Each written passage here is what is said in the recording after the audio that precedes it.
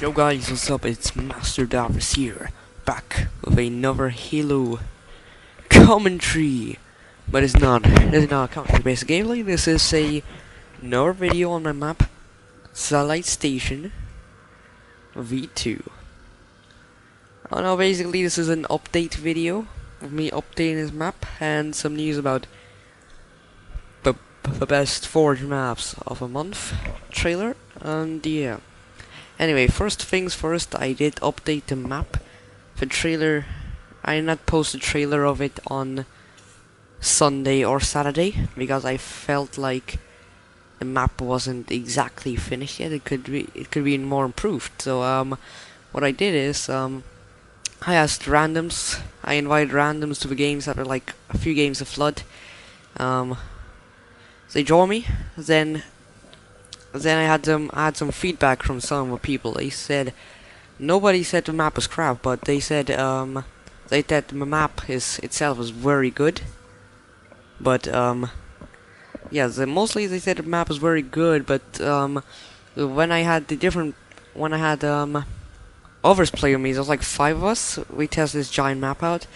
I mean, obviously you need this map here requires 10 people minimum, or at least 9 or 8 to at least start something. Because this map is a huge flood map, and yeah. And while we were playing, some people left the game when I was last man standing, like also last survivor. I went to a camping spot down there and to the other side, and then I was camping, just killing people, and the flood would spawn either there, sorry, or up on the mountains here on the cliff sides, and they're pretty, and it always took them like a long time to get to the teleporter to get to the other side. And because like 2 minutes passed, and I kept telling that they committed suicide. Like they kept committing suicide because of a thruster pack. Because obviously it's quite hard to flood to get to the teleporter, while it is easy for humans to get to teleporter. And yeah, they kept rage quitting. I mean, they most of them rage quit ever since as soon as I was last man. After like 5 minutes went by, or 4 minutes to be more precise, and yeah, because I bet they were pretty pissed that they had to because they kept committing suicide, and because it would take them a while to get to that teleporter, which was over there, and I did a big update. I made it much more easier for Flood to get across the map and humans. So whenever this map comes out, I want the map to be as good as possible. And because of that reason, it's good that I did let people play. It was a very good decision to delay the trailer or release a map. The map hasn't even been released for 1 second in the world. And it's good that I decided to edit it, and it definitely was a great idea to invite people to test this map out for me, on to play this map. And I learned quite good things, and today I updated the map and made it, and I perfected it. And even though I would say it's perfect, I am gonna get people to test the map out for me on Wednesday. No, Wednesday. On Thursday. Thursday is when we got time, and hopefully the trailer will be released on Friday or Saturday. And yeah, the map will be released on the weekend, that's for sure. Map will be released, and I will have holidays by Friday. After this Friday, I'll have holidays, yay, for 2 weeks, and yeah, I'll definitely have enough time to finish this bad boy off. If there is still a need of tweaking some stuff out. So I'm gonna guide you guys through all the updates I made to this map.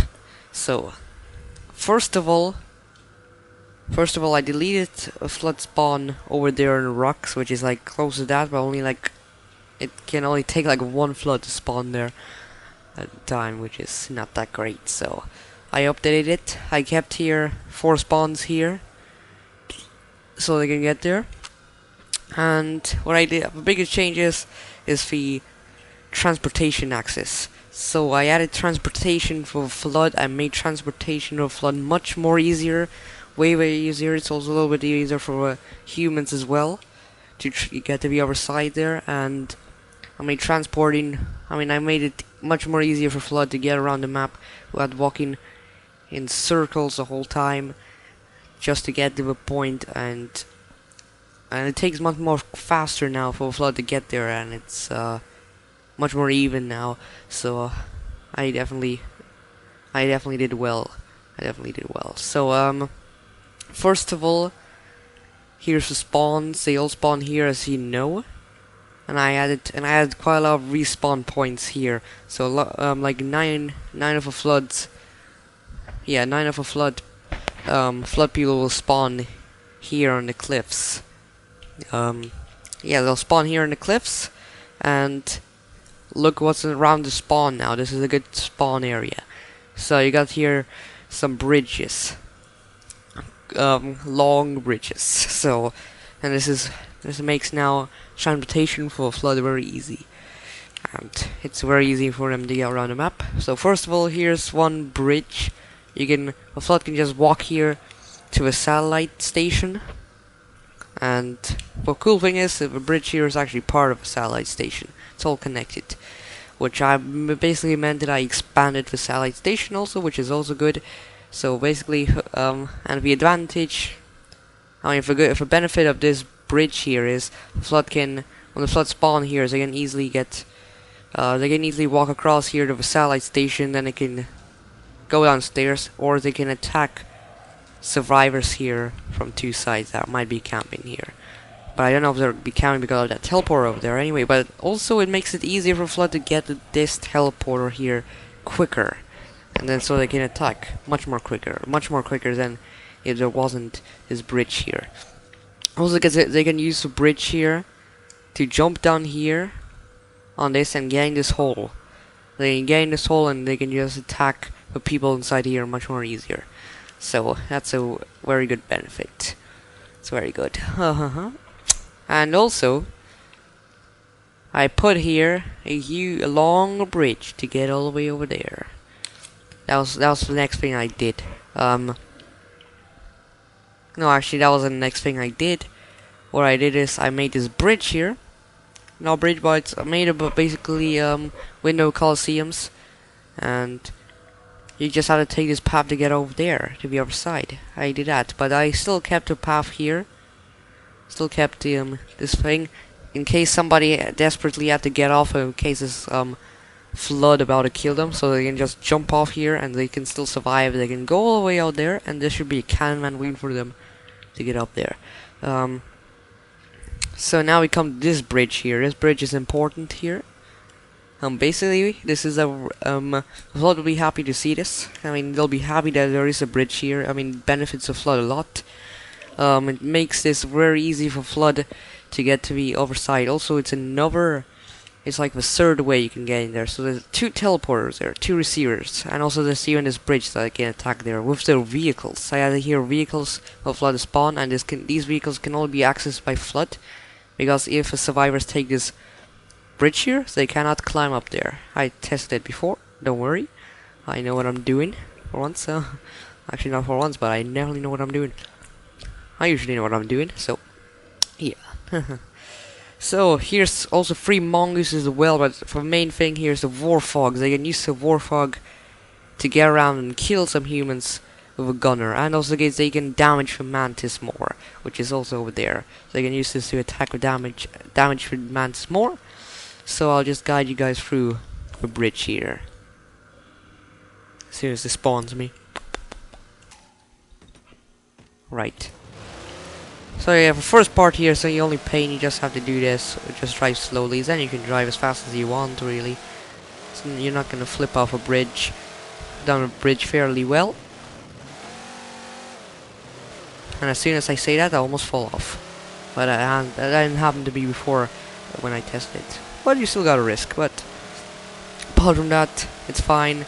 you can use the Warthog, and the same will be for mongooses. So it's easy to get across here. You can flank Spartans from behind and flank the Mantis from behind. So that's a big advantage for Flood. This bridge is an advantage. So they got 4 vehicles they can use to get over there. And if a Flood that spawned there, they don't have the vehicles, they can't get the vehicles because a different player's gone the vehicles. They can take this way, because this way is now a lot faster to take.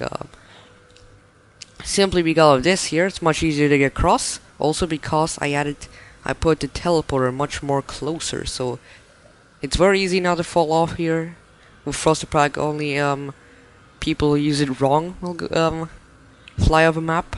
But yeah, it's easy to get here. And the reason I extended the Colosseum here is because there's a cannon here, just in case people fall off, and they can use it to get up here. Also, there's ordnances here for suppressor and bolt shot. And the other thing which is added is I blocked up this area here with a airlock. So in case, because Flood don't have fall damage, they can possibly fall down here, and if this volunteers, they can squeeze through a hole, and I don't quite actually want that because that's kind of cheating. So I blocked it up. Yeah, so overall I made the map much easier. Made it much more easier for Flood. So Flood, when they play this, they shouldn't rage quit for Flood players. And also what I did is I removed here the sniper rifle and beam rifle, so Flood wouldn't be, or Flood players wouldn't be annoyed by getting killed by snipers and a Mantis. So now it's just a Mantis and the binary rifle. I kept the binary rifle. Just one sniper is enough. See, the binary rifle has the least amount of ammo, so I kept binary rifle. And the binary rifle is one shot kill, so that's why I kept it. It's a good weapon to keep. And yeah, that's main changes I did. That's all the changes I did, and yeah, this map is much better now. And basically, I'm gonna give one last test. I'm gonna invite players to test this full version of map one more time on Thursday. And if they still have some problems, I'll change it. But there shouldn't be any problems. I'll just show you. Also, I forgot to mention, if Flood players do spawn here, they should take this route. This route is still fairly quick to take, since it's easy not to fly off with a Frosted Pack, and the teleporter is much more closer. So I'll count now how many seconds it takes to get to the teleporter. I know it might be unnecessary, but I'm just showing you how fast it takes.